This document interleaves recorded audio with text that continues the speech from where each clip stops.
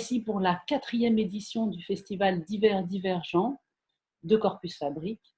Donc ce festival cette année s'intitule Du coq à l'âme et nous avons choisi de nous intéresser au rapport qu'entretient l'homme à l'animal, notre voisin si loin et si proche que nous ne finissons pas de découvrir. Alors aujourd'hui, nous sommes très heureux de rencontrer Jacques Mitch pour son film Animaux médecins, qui nous raconte la fabuleuse capacité des animaux à se soigner eux-mêmes et comment un primatologue américain a ouvert la voie à une nouvelle science, la zoopharmacognosie, ou l'étude de la pharmacopée animale. Alors Jacques Mitch, merci beaucoup d'être avec nous à distance, mais bien là, quand même, et donc d'avoir accepté notre invitation. Donc vous êtes réalisateur et membre de l'Académie des sciences de Toulouse, et vous avez réalisé ce film, donc Animaux médecins. Est-ce que vous pouvez nous dire comment s'est fait cette rencontre avec cette thématique? Comment vous avez choisi de faire ce film? Bon, c'est un peu. Alors, bonjour à tout le monde, parce que je n'ai pas dit bonjour. Oui, en fait, c'est un peu la suite de mon travail sur les sujets qui me préoccupent. Voilà. Donc, j'avais fait un film sur l'intelligence des plantes, j'avais fait un film sur l'histoire du rire chez les animaux, parce que le rat rit, il y a plein d'animaux qui rient, hein, on ne le sait pas, quoi. Et là, avec mon conseiller scientifique, parce que j'ai un conseiller scientifique qui s'appelle Benoît Grison, qui est sociologue des sciences, d'ailleurs qui vient de sortir un livre, là je vous donnerai les coordonnées, La perception animale, ça s'appelle. Voilà. Donc, il m'a dit, enfin, nous on est toujours à la recherche de sujets de films, et on a trouvé intéressant de se plonger dans l'automédication chez les animaux, comment les animaux se soignent dans la nature. Donc voilà, donc on est parti de ça. Après, c'est de longs mois de préparation, donc on a fait des recherches et on essaye d'aller au meilleur scientifique, parce qu'on fait des films sciences pour la case d'Arte, case science. Donc on est allé autour du monde à la recherche de spécialistes qui pourraient participer à ce film. Donc le premier, c'est Mike Huffman, qui a passé plus de 20 ans dans la jungle en Tanzanie. C'est dans la réserve de Mahale, c'est pas loin de où travaillait Jane Goodall, qui a travaillé encore plus longtemps chez les chimpanzés. Et lui, il est resté 20 ans c'était un éthologue. Un éthologue, c'est quelqu'un qui s'intéresse au comportement animal. Voilà, il a étudié les chimpanzés. Et un jour, il s'est aperçu qu'une guenon chimpanzé était très malade, et il s'est aperçu qu'elle mangeait une herbe ou des végétaux qu'elle n'avait pas l'habitude de manger. Et puis il a suivi pendant plusieurs semaines, et puis après elle allait mieux. Donc après il a fait des études sur cette plante, cette fameuse plante pharmacologique, et il s'est aperçu que cette plante était utilisée par des médecins africains, quoi. Voilà, donc et voilà, donc voilà. Et puis cette plante, elle est extraordinaire puisqu'elle est utilisée maintenant dans des grands laboratoires, d'ailleurs à Toulouse ou ailleurs, contre le cancer. Mais bon, c'est utilisé en premier chef, c'est utilisé par les chimpanzés, quoi. Voilà. Donc, et les hommes, personne ne le savait, quoi. C'est une grande découverte, en fait. Et après, à partir de là, c'est un peu le fil rouge du film, si vous l'avez vu. Après, on essaye de décliner cette histoire sur d'autres espèces animales, comme les papillons, les moutons. Voilà. Après, Et donc, vous avez en fait reconstitué le processus de recherche parce que vous dites que vous faites des films scientifiques. voilà. Donc, on a demandé à Mike Huffman de participer au film. Et plutôt que d'aller faire. Parce que lui, en fait, il est américain depuis 30 ans maintenant, même plus. Il vit au Japon, à l'université de Kyoto. Par exemple, la dernière fois que je l'ai vu, enfin que lui ai parlé, il travaillait sur l'alcoolisme chez les singes, vous voyez. Donc, Ah oui, il y a des sujets très originaux, quoi. Voilà. ça existe l'alcoolisme chez les Oui, chiens? oui, oui, ben oui, oui, oui. Ah oui. Oui, il y a des singes, pas tous les singes, mais il y a des singes qui aiment bien manger des fruits fermentés, un peu alcoolisés, et ça les rend un peu pompette, on va dire. Et voilà, donc il a travaillé là-dessus, sur voilà, ce genre de. Donc lui, il travaillait, alors je l'ai contacté, et puis on a parlé du film. Bon, moi, l'intérêt de faire un film, c'est pas d'aller interviewer quelqu'un et de le faire parler. L'intérêt, c'est de le mettre en action et voir comment il travaille, quoi, un chercheur. Voilà. Donc, on lui a proposé de revenir sur son terrain de jeu, en fait, dans le parc de Mahale en Tanzanie. C'est au bord du lac de Tanganyika. C'est un endroit formidable, quoi. Pour y aller, on dirait que c'est pas loin, en fait. C'est pas très loin, finalement. C'est beaucoup plus loin la Chine ou l'Australie. Mais il faut prendre 4 avions. Un petit avion à la fin, on le voit dans le film, qui atterrit sur une piste en terre. Et après, vous avez 1 heure et demie de barque, donc, pour arriver sur ce domaine où il y a les chimpanzés. Voilà, donc on a reconstitué ces recherches. Il nous expliquait comment il faisait sur le terrain. Voilà. Après, c'est pas simple, même là où il y a une grande communauté de chimpanzés, c'est pas simple de voir des chimpanzés dans une réserve. Donc, voilà, alors, donc vous vous installez dans la réserve. Bon, il y a des logements, hein, il y a un petit village pour gens très très riches ou pour des gens qui font des films, on va dire. Et les gens, il y a des guides qui viennent vous voir le matin et qui vous disent, voilà, les chimpanzés sont à 3 heures ou à 5 heures de marche. Est-ce que ça vous intéresse d'aller les voir? Donc nous, on est partis, on est resté 6 jours sur place. On les a vus 3 fois seulement. Voilà. Ah, Donc voilà. Alors dans le village, bon, il y a une organisation, tout ça, qui fait qui vous amène aux chimpanzés. Donc, pendant la nuit, il y a des gens qui surveillent l'évolution des chimpanzés dans la jungle, parce que c'est la jungle. Il n'y a rien, il y a, il y a tous les animaux de la jungle, quoi. C'est le livre de la jungle, quoi, en fait. Donc, voilà. Donc, vous marchez, vous ne savez pas où vous allez, quoi. Voilà. Donc, il y a des serpents, il y a des léopards, voilà. Donc, c'est assez. Alors, quand vous arrivez près des chimpanzés, 500 mètres avant, alors ça, c'était le film est de 2011 ou 2013, vous devez mettre des masques parce que l'être humain est porteur de maladies. Et donc, voilà. Donc, vous approchez des chimpanzés, il ne faut pas s'approcher à plus de 10 mètres. Il ne faut jamais les regarder dans les yeux parce que les chimpanzés peuvent être très violents, quoi. Donc, voilà. Alors, vous avez les bébés qui viennent vous voir, qui viennent vous toucher la tête même.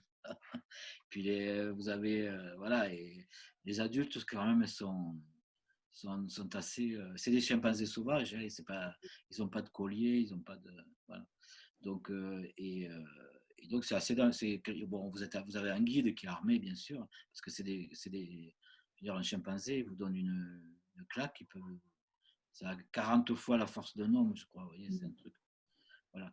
Donc, puis vous avez le mâle dominant qui vous surveille. Voilà. C'est assez. Voilà, c'est assez. Alors, l'éthologue se met dans un coin, il note ce qu'ils font, par exemple. On a découvert, quand on y était, par exemple, enfin, lui le savait, mais on a découvert que le babysitting existait chez les chimpanzés. C'est-à-dire que les femelles partent, c'est-à-dire récolter des fruits ou chasser, et elle laisse une des femelles, une tante, qui s'occupe de tous les bébés. Je veux dire, c'est un truc, c'est assez touchant de le voir. D'ailleurs, vous voyez où sont les mères. On a l'habitude de voir une mère avec ses petits. Non, là, il n'y avait qu'une mère avec plein de bébés et s'occuper de. Vous voyez, c'est le genre de truc extraordinaire qu'on découvre sur le terrain, quoi. Voilà.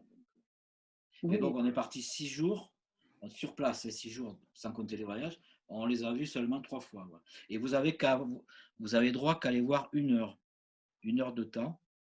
Pourquoi? Pour pas qu'ils s'habituent à l'homme aussi, pour pas ça devienne des animaux comme dans un zoo, quoi. Je veux dire, ils vous réclament rien, quoi. Ils n'ont pas trop peur, ils sont très méfiants, mais voilà, donc c'est un sacré voyage. Mais vous parliez d'un conseiller scientifique tout à l'heure. Oui. Votre équipe, elle est constituée de quelle manière? Comment vous travaillez? Ben là, en amont, je travaille avec un conseiller scientifique qui va me donner les. C'est un peu lui qui va me conseiller par rapport à la science, quoi, les gens qu'il faut aller voir, tout ça. Voilà. D'accord. C'est lui qui va préparer les gens. Après, moi, je prends le relais par rapport à l'organisation du tournage et j'explique aux gens ce que je veux faire. Voilà. Donc, ça, c'est ça. Et après, sur le tournage, en général, on est trois, Oui. un caméraman, un preneur de son et moi-même. Des fois, là, j'avais un assistant parce que c'est quand on part en Afrique ou j'étais tourné en Papouasie-Nouvelle-Guinée, des fois c'est compliqué, quoi. Je veux dire, on appelle ça un fixeur. En plus d'un assistant, c'est bien d'avoir quelqu'un du pays. Voilà, voilà, là, on était entouré par des gens qui organisent des voyages dans la réserve aussi. Voilà. Mais en général, on est trois, voire quatre. Des fois, il faut un interprète. Des fois, voilà, parce que ça selon. Voilà. Mike Huffman, ce qui est fabuleux, le chercheur qui a passé 25 ans là-bas, il parle wolof, il parle presque français, il parle anglais, il parle allemand, Pas le japonais. il parle japonais couramment. Ouais. Oui, c'est vrai. Ouais. Non, c'est impressionnant. Hein, ouais. C'est un peu Indiana Jones quelque part, vous voyez, le vrai, quoi. Donc, voilà, moi, en fait, le sujet me fascine, l'automédication chez les animaux, mais rencontrer des personnages comme ça, c'est fabuleux aussi, parce que c'est des personnages uniques, quoi. Donc, Et justement, il dit à un moment que il parle de l'humilité du chercheur en parlant justement de cette connaissance qui, en fait, cette découverte qu'il a mis 10 ans et même 20 ans, vous dites, ouais. à faire, alors que les guérisseurs, comme ça, du pays, connaissaient déjà, savaient déjà. Complètement, oui. Il travaillait en fait avec Mohamedi qui est décédé juste avant le film, il est mort. Et le film, on l'a fait avec son assistant. Enfin, et ce gars-là était guide dans les forêts de Tanzanie. Et il était guérisseur aussi, guérisseur du village. Donc on est allé voir dans le film, vous voyez, on est allé voir un guérisseur qui, voilà, voilà, donc après c'est toute la médecine africaine est faite à base de plantes, quoi, voilà. Donc, et puis Mohamedi lui a dit qu'en fait les chimpanzés utilisent des plantes qu'il utilise lui pour soigner les gens, voilà. Donc c'est pour ça. C'est pour ça que les animaux nous apprennent beaucoup de choses, et même quelquefois, et même souvent, ils sont plus intelligents que nous. Oui, justement, par rapport à l'intelligence, parce que vous avez un parcours par rapport à ça, de recherche. Votre dernier film, justement, sur le blob, l'être Oui. unicellulaire comme ça, qui aurait une intelligence. Qu'est-ce que, avec toutes ces recherches, vous, aujourd'hui, vous pensez ou vous avez découvert sur notre intelligence soi-disant supérieure, qui en fait l'est peut-être pas du tout, l'intelligence humaine? Non, non, enfin, l'homme est très intelligent, mais son intelligence est très complexe parce que l'homme est peut-être je vais exagérer peut-être, mais le seul être sur la Terre qui détruit la Terre, alors que les animaux ne détruisent pas la. Oui, donc, je veux dire, j'ai fait un film aussi qui s'appelle Le Fils de Néandertal, c'était une supercherie, c'est un faux documentaire en 2017. Et dans le film, on comparait Homo sapiens à Homo néandertal, quoi, en disant qu'Homo néandertal chassait, tuait, mais il détruisait pas son environnement. Ouais. Donc, alors la question c'était, est-ce qu'un néandertal n'était pas plus écologique Homo sapiens? Homo sapiens, on peut dire que c'est une catastrophe, quoi. Et les animaux ne détruisent pas leur écosystème. Voilà. Donc ça, est-ce que c'est de l'intelligence? Mais voilà. Donc après, il faut faire preuve d'humilité, comme dit Mike dans le film. Euh, on n'est pas grand-chose, quoi. On est une espèce animale, parce que l'homme est un animal, quoi. Pour moi. Et il faut être humble par rapport à ça, et que la nature peut beaucoup nous apprendre et nous montrer des choses. Voilà. Donc, et puis l'intelligence, où est l'intelligence? Parce que dans mon dernier film, Le Blob, un génie sans cerveau, il y a des scientifiques, des grands scientifiques autour du monde qui démontrent qu'un organisme unicellulaire, ça veut dire une cellule, fait preuve d'intelligence. Alors faire preuve d'intelligence, c'est quoi? C'est pas jouer au Scrabble, c'est faire d'intelligence, c'est faire des choix, de nourriture, faire des choix sexuels, de se reproduire, faire des choix pour se déplacer, parce que c'est une cellule qui se déplace. Je veux dire, prendre le chemin le plus court pour aller à un endroit, je veux dire, c'est pas évident à le penser, mais c'est ça. Ça fait partie de l'intelligence. Voilà. Et chaque espèce animale est intelligente à sa façon. Voilà. Voilà. Donc il ne faut pas dire. Et l'homme, il est un peu. Chez l'homme, il y a tout, mais il y a pas. Quelquefois, il n'y a pas l'essentiel, quoi. C'est ce que je peux dire. Ce serait quoi l'essentiel alors? L'essentiel, c'est de survivre. C'est sûrement de survivre. Je veux dire, l'essentiel, c'est ça, quoi. Les animaux sauvages ou même les organismes ou les végétaux sont là sur la planète depuis des milliards d'années, alors que nous, un peu moins quand même. Et ils sont toujours là, quoi. Les arbres, les plantes. Depuis que je travaille sur ces sujets, c'est vrai que je vois la nature autrement, quoi. Voilà, j'ai beaucoup plus de respect pour. Mes derniers films, c'est sur la communication sonore des animaux, que je vous invite à voir. Vous allez voir des choses extraordinaires, quoi. Les poissons parlent, les poissons. Le monde du silence de Cousteau, c'est pas vrai, quoi. Sous la mer, il y a plein de. C'est une véritable symphonie de communication, quoi. Il n'y a pas que les baleines, il y a les petits poissons qui parlent entre eux.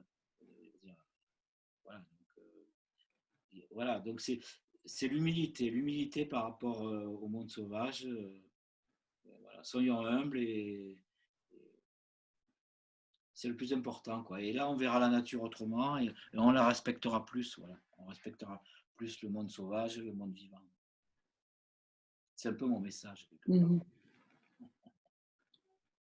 Et est-ce que vous pensez que cette période, elle est propice à cette évolution des mentalités par rapport au regard sur la nature, sur les autres espèces?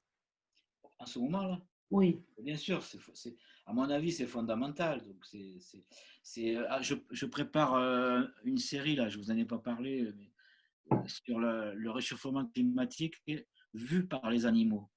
Ah, ah oui. On va faire une série, normalement, on va faire une série de 3 films pour Arte.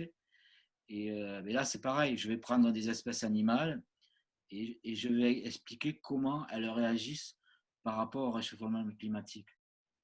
Alors, il y a plusieurs solutions où on disparaît.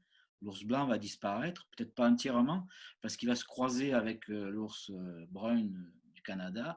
Donc, vous allez avoir des ours métis, on va dire. Voilà, il y a des gens il y a des, je dis des gens, il y a des animaux qui vont se croiser. Il y en a qui vont évoluer. Alors, ça existe déjà. Il fait trop chaud. Il y a des animaux qui deviennent plus petits, qui changent de couleur. Voilà. Après, il y a des animaux qui vont migrer. Alors, des animaux ils se disent, il fait trop chaud ici, je m'en vais, je vais vivre ailleurs. Voilà. Voilà. Donc on va parler de ça dans le film. Moi, ça m'intéresse parce que on va voir comment réagit la nature par rapport à une problématique vraiment contemporaine, quoi. Voilà.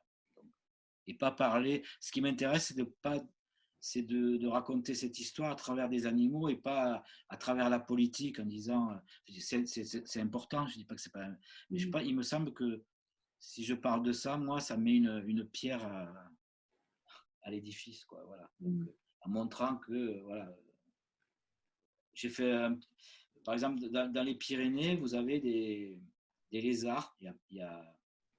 En France, il y a dans les Alpes aussi des lézards de montagne qui sont en ce moment embêtés par le lézard de plaine, le lézard gris de cimetière, qui va de plus en plus haut dans la montagne pour des raisons de réchauffement climatique et qui vient embêter les lézards de montagne, parce qu'il y a des petits lézards aussi.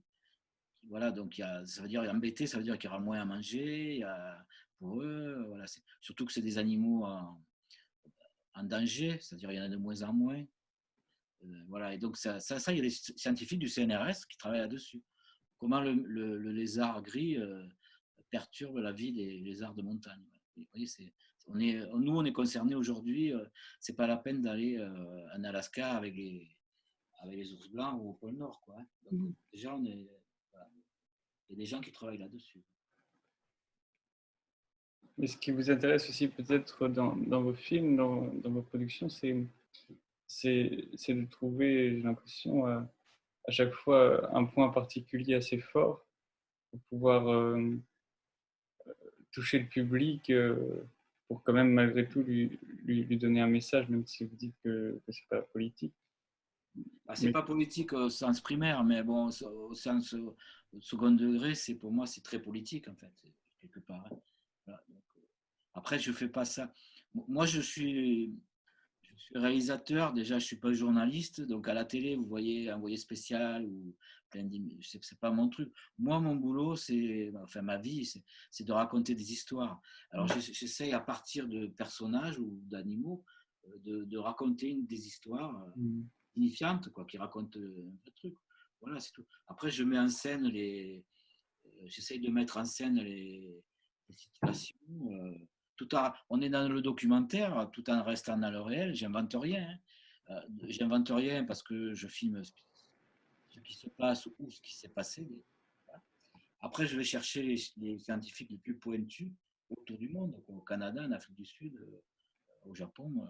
Voilà, donc j'essaye de montrer le travail de ces gens qui n'est pas connu en fait. Ça pour les chercher, ou vous y prenez comment Avec Benoît, sur ce film-là, avec Benoît, lui, il est sociologue des sciences, c'est-à-dire il connaît à peu près tous les domaines scientifiques. Et après, sociologue, il connaît un peu tous les conflits qu'il y a dans une discipline.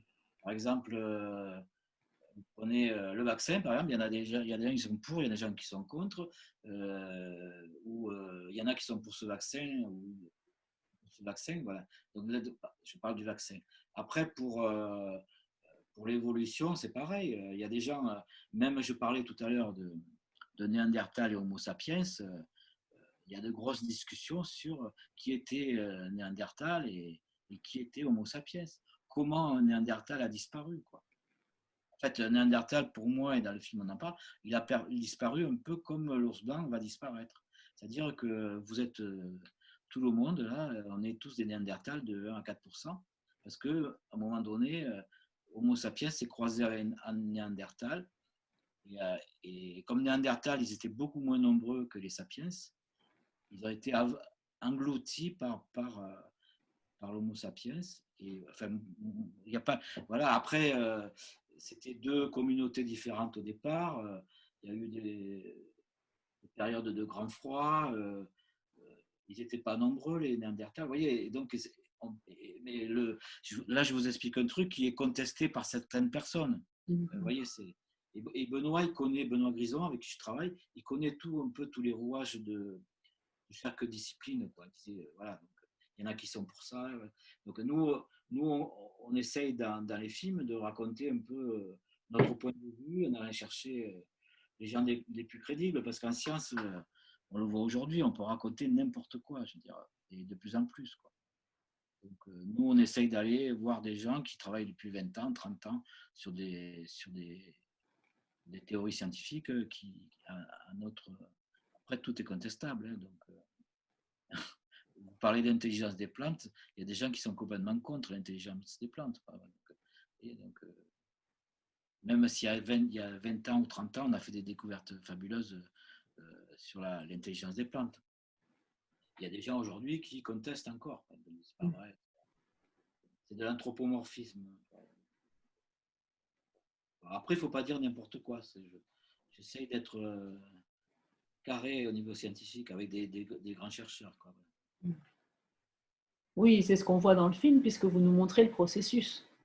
Oui, voilà, donc c'est pas n'importe quoi. Je veux dire, voyez, on pourrait dire n'importe quoi sur les chimpanzés. Voilà. Là-bas, on y est allé, on voit comment on travaille. Je veux dire, c'est du temps, des années, même des années.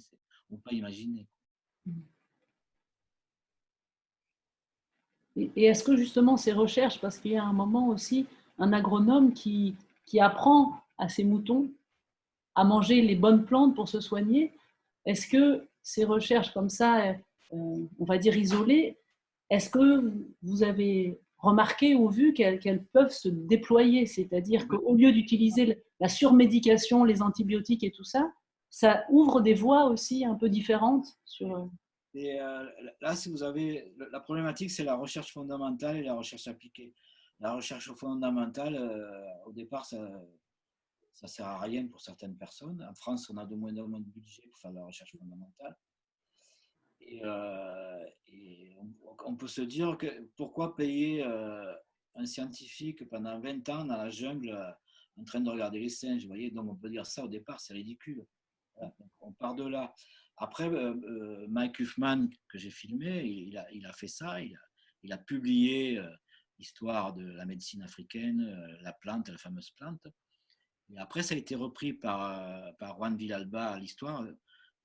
Ces recherches ont été reprises par Juan Villalba, qui travaille sur les moutons aux États-Unis, dans l'Utah. Et lui, il a une ferme expérimentale où il fait avec des moutons. Et il s'est dit, est-ce que les moutons se soignent tout seuls, quoi? Est-ce qu'il y a automédication? Donc, il s'est aperçu que, en faisant des expériences avec des moutons, que les moutons, s'ils étaient malades, ils préféraient manger une herbe qu'une autre. Voilà. Donc, voilà. Après, à partir de ça, il peut, lui qui est plus, il travaille plus sur l'élevage des animaux d'élevage. Il peut réfléchir, son objectif, c'est de réfléchir comment on peut supprimer les antibiotiques avec les moutons en leur donnant des médicaments bio, quoi. Voilà. Donc, voilà, son travail est là. Voilà. Donc, vous voyez, et donc, ça nous amène vers de la recherche appliquée qui peut servir à tout le monde, quoi. Mais au départ, ça part de Mike Huffman dans la jungle qui travaille sur des chimpanzés, quoi. Voilà. Le processus Oui. est long, mais on vaut la peine. Oui, ça permet de voir quand même, vous mettez en évidence l'importance de la recherche fondamentale. Voilà, mais c'est pour ça, oui, quand je vous parle du blob, l'organisme unicellulaire intelligent, c'est pareil, c'est Audrey Dussutour, chercheuse au CNRS, qui est en Australie, qui travaille sur les fourmis, et son patron lui dit, patron de labo, lui dit, tu veux pas travailler sur les unicellulaires. Donc, et on lui amène un blob. Un blob, c'est un myxomycète, c'est une espèce de mousse que vous pouvez trouver dans les bois humides, en fait, c'est qu'une cellule. Donc, elle a commencé comme ça. Et donc, elle a regardé. Donc, c'est une mousse qui est dans un bois qui peut se déplacer de 1 à 4 cm par heure. Alors, au départ, ça part de là. Donc, après, elle a commencé à utiliser ça en laboratoire. Et après, il y a des laboratoires. Il y avait des Japonais qui travaillaient dessus, encore des Japonais qui travaillaient dessus depuis très longtemps. Et voilà, après, c'est devenu une recherche internationale. Maintenant, il y a des Américains qui travaillent sur le sujet, des Allemands. Et on s'aperçoit finalement, pour revenir à la recherche appliquée, que le blob, qui est une cellule, c'est une cellule, ressemble étrangement aux cellules cancéreuses. Voilà. Comment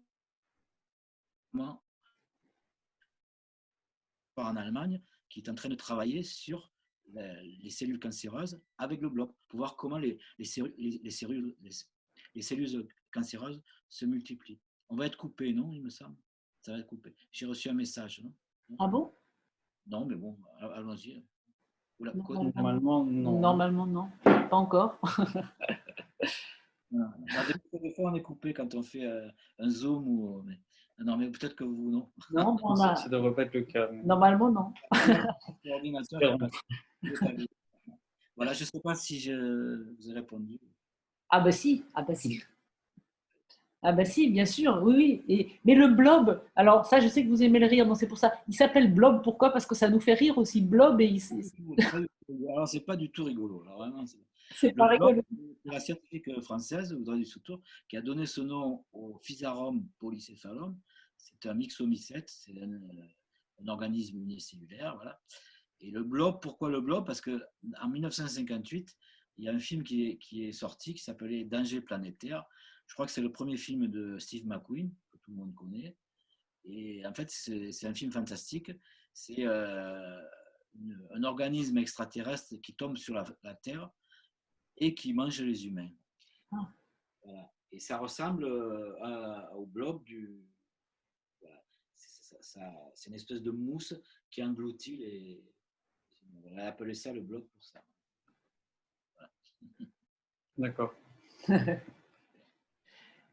Et peut-être pour finir, là, dans quelle recherche vous êtes en ce moment? Quel est votre prochain film, vos prochaines... Voilà. Alors, avec le confinement, j'ai beaucoup écrit de projets. Voilà, donc j'ai une série là, sur le réchauffement climatique par les animaux. Voilà. Après, je peux vous parler d'un peu des projets comme ça. Il ne faut pas trop que j'en parle, parce que à peu près sûr, c'est la musique et le cerveau, du fœtus. Un fœtus, par exemple, je peux vous dire qu'un fœtus à 4 semaines ou 6 semaines réagit à la musique, par exemple. Ça, il y a des chercheurs qui travaillent dessus. Et le fœtus réagit jusqu'à le bébé, le prématuré, le bébé, l'influence du cerveau à l'école primaire, au lycée, chez l'adulte, chez les personnes âgées, chez les gens malades. Voilà. Et la musique est présente partout. Voilà, ça, c'est un sujet. Après, j'ai un autre sujet sur les épidémies.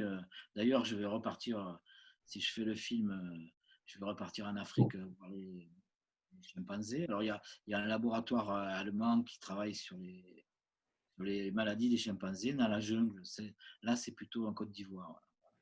Après, j'ai un sujet assez, comment proposer là, qui est super intéressant, avec Benoît Grison, justement, c'est le deuil chez les animaux.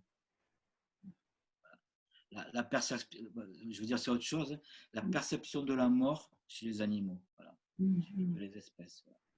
Donc, encore, comment les fourmis se débarrassent des morts dans une fourmilière, puis chez le chimpanzé, chez les corbeaux, chez les éléphants. C'est pas un sujet évident, hein, c'est une nouvelle science en fait.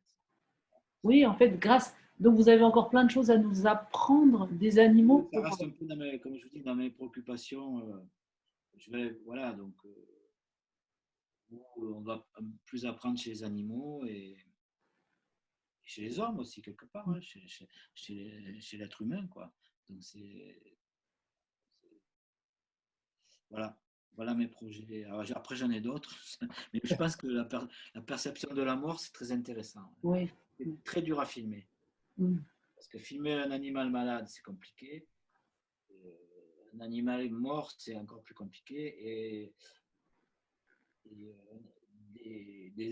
Ses collègues ou ses contemporains qui voient, enfin, je parle des animaux, qui voient l'animal mort et la réaction, c'est très compliqué, quoi. Donc, est-ce qu'il ne faut pas faire ça? Il y a des gens qui font des expériences dans des zoos ou dans des... pour voir comment ça se passe. Vous voulez dire quoi quand vous dites que c'est compliqué? C'est compliqué parce que déjà voir un chimpanzé, c'est un vrai, je sais pas, si vous allez au jardin des plantes, vous allez voir des chimpanzés. Mais un chimpanzé dans la forêt sauvage, c'est compliqué. Oui. Après, voir un chimpanzé malade, il faut 20 ans peut-être ou plus, à moins d'avoir beaucoup de chance. Voilà. Après, de voir un cadavre de chimpanzé, c'est très compliqué parce que dans la forêt, vous avez pas mal de charognards et en 2 jours, le chimpanzé, il a été mangé. Voilà. Après, vous pouvez, par exemple, sur les singes, par exemple, quand il y a un bébé qui meurt, ça arrive souvent, hein, vous pouvez trouver une guenon avec son bébé mort. Elle peut le porter pendant 1 mois, il paraît, dans les bras. Elle ne s'en sépare pas. Même s'il se décompose et tout, c'est assez impressionnant, paraît. Mais filmer ce genre de choses, c'est très compliqué, quoi. Voilà, c'est le genre de choses qui m'intéressent. Mais après, on prend des images, on voilà, quand on fait des films comme je fais, on va à la recherche. Peut-être qu'il y a des gens qui ont filmé ces choses-là avant moi, quoi. Donc, moi, je ne pourrais jamais filmer. Pour faire un film, il me faudrait 30 ans, quoi. Oui, parce que vous voulez aller sur le terrain et vous voulez pas simplement filmer des archives. Vous voulez- Moi, ce qui m'intéresse, c'est de voir comment travaillent les scientifiques pour être crédibles. Sinon, on dit, ils racontent n'importe quoi. Mais Oui, comment ils travaillent, c'est pas pareil, quoi. Oui. oui, vous voulez que ça se voit, que ce soit pas simplement des mots, mais Ben oui, je veux dire, on doit prouver quand même, on doit prouver, on doit montrer, on doit essayer d'être. Hmm. On fait un film, on fait pas de la radio, quoi. Donc on doit montrer, pour moi, faire un film, on doit raconter une véritable histoire, quoi. Voilà. Oui, oui, et puis ce que vous disiez, c'est qu'aujourd'hui, où la vérité, où il y a tellement de vérité, comme on dit, c'est vraiment important d'avoir des films comme ceux que vous faites pour Oui, prouver et pour que ça soit indiscutable à un moment, quelque chose. voilà, après, même quand on montre des trucs, des fois les gens contestent. Vous voyez. Voilà, dans l'esprit des plantes, par exemple, c'est mon film que j'ai fait sur l'intelligence des plantes. J'ai fait ça il y a 11 ans ou 12 ans. Dans les années 80, il y a eu une épidémie de. Je vous raconte vite fait l'histoire parce qu'elle est fascinante. Il y a eu une épidémie chez les Koudous. Les Koudous, c'est les plus grandes gazelles africaines qui mouraient dans des parcs, dans des réserves. Et donc, ils ont fait des enquêtes et ils n'ont pas trouvé ce que c'était. Et donc, il y a un professeur qui a fait des recherches dessus et il s'est aperçu qu'en fait, les Koudous qui étaient morts avaient mangé de l'acacia. Et il y avait des girafes qui étaient mortes, il y avait d'autres animaux qui étaient morts, des herbivores. Ils avaient tous mangé de l'acacia. Et l'acacia avait 400% de tanin dans ses feuilles. Donc, ils ne comprenaient pas pourquoi l'acacia était devenu une nourriture mortelle pour les animaux alors qu'ils en mangent tous les jours. Et donc, il a continué ses recherches et il s'est aperçu qu'en fait, euh, l'acacia, quand il est en danger, c'est-à-dire en danger qu'il est trop brouté, on va dire, par les herbivores, il dégage du tanin dans ses feuilles parce qu'il se sent en danger. Il sent sa communauté en danger. Donc voilà. Ça, c'est une chose. Et après, il s'est aperçu que quand l'acacia envoie du tanin, il envoie de l'éthylène. L'éthylène, c'est un gaz léger. Il envoie de l'éthylène dans l'air pour prévenir les autres acacias qui sont un peu plus loin et qui vont dégager du tanin aussi. Donc, ça veut dire que à la fois l'acacia réagit à une attaque de prédateurs, en plus communique avec ses congénères. Voilà. Donc, vous voyez, c'est un truc qui a été publié dans les années 90. Là aussi, j'ai fait la reconstitution dans le film avec le scientifique en Afrique du Sud. Mais je veux dire, ça a été publié, ça a été republié dans des grandes revues scientifiques. Mais aujourd'hui, vous avez encore des scientifiques en France ou ailleurs qui contestent ce truc-là, alors que ça a été publié. C'est pas un naturaliste quelconque qui a fait ça. Vous voyez, c'est ce genre de truc. Donc nous, on l'a mis dans le film, mais je sais qu'il y a des gens qui n'aiment pas ça. Quoi, vous voyez. Oui. Il y a aussi des climato-sceptiques, donc il faut. Oui, oui, non, mais voilà, Donc, après. oui, oui, non, mais en tout cas, Et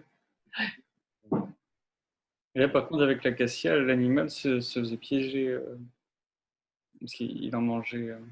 Ben, il mangeait, pour un koudou, manger de l'acacia, dans la savane, c'est sa nourriture principale, quoi. Et en Oui. fait, on a compris pourquoi. On a compris pourquoi. Parce qu'en fait, les propriétaires terriens là, en Afrique, ils ont des milliers d'hectares et ils mettent des grillages pour pas que les animaux partent chez le voisin. Et voilà. Et donc, là où il y a eu cette épidémie, c'est pas une épidémie, c'est mortalité de koudou, c'était que la densité de koudou était trop forte. C'est-à-dire qu'il y avait trop de prédateurs pour les acacias. Les L'équilibre était mauvais. acceptent de se faire manger, mais tant que c'est pas trop. Ouais. Donc il y a une démonstration aussi. Donc c'est une histoire humaine encore. C'est l'homme qui a mis des parcs. Et vous voyez, on a compris pourquoi. Donc du coup, ils ont élargi, ils ont mis moins de koudous, par exemple, dans des réserves. Ils ont mis ailleurs pour éviter ce genre de problématiques. Vous voyez. Donc, c'est magnifique, quoi. Enfin, pour moi, c'est magnifique comme histoire, parce que ça nous permet de raconter des histoires à la fois d'animaux, de plantes, et l'homme est un peu coupable encore de cette histoire.